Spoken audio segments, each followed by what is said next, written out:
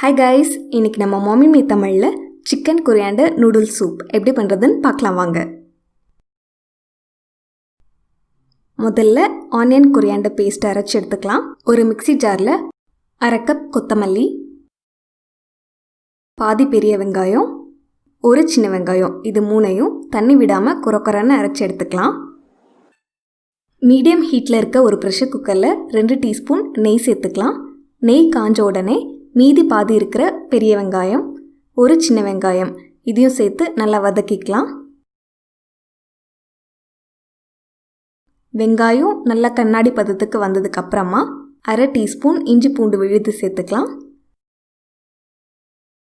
இதிலிருந்து பச்சை வாசனை போனதுக்கப்புறமா உப்பு மஞ்சள் போட்டு க்ளீன் பண்ணி வச்சுருக்க 280 கிராம் சிக்கனையும் சேர்த்துக்கலாம். போன்லெஸ் சிக்கன் சேர்த்துக்கிட்டா சூப் ரொம்ப டேஸ்டியாக இருக்கும். சிக்கனை ஒரு 2 நிமிஷம் வதங்கினதுக்கப்புறமா அரைச்சி வச்சுருந்த கொத்தமல்லி விழுதை சேர்த்துக்கலாம்.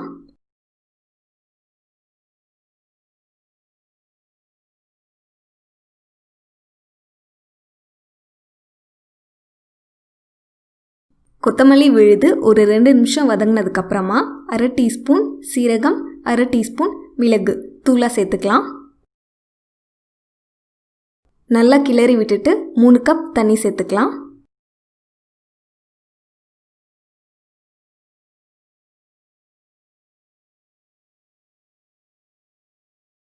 கூடவே தேவையான அளவு உப்பையும் சேர்த்துக்கலாம். இப்போது நம்ம குக்கரை மூடிட்டு விசில் போட்டுடலாம். ஒரு விசில் வர வரைக்கும் ஹை ஃப்ளேம்லேயும், அதுக்கப்புறமா ஒரு 8 நிமிஷம் சிம்லேயும் வேக விட்டுடலாம். சிக்கன் வெந்துட்டுருக்கும் போதே இந்த பக்கம் நம்ம பேக்கேஜ் இன்ஸ்ட்ரக்ஷன்ஸ் படி சக்குரா நூடுல்ஸை வேக வச்சு எடுத்துக்க போகிறோம். ரொம்ப சாஃப்டான நூடுல்ஸ், ஒரு 4 நிமிஷம் தான் ஆச்சு, நல்லா வெந்துடுச்சு.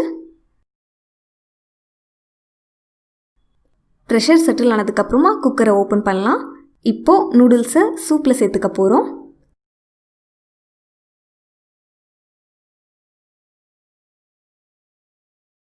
ஒரு 2 நிமிஷம் திரும்ப சிம்மில் வேக விட்டுடலாம்.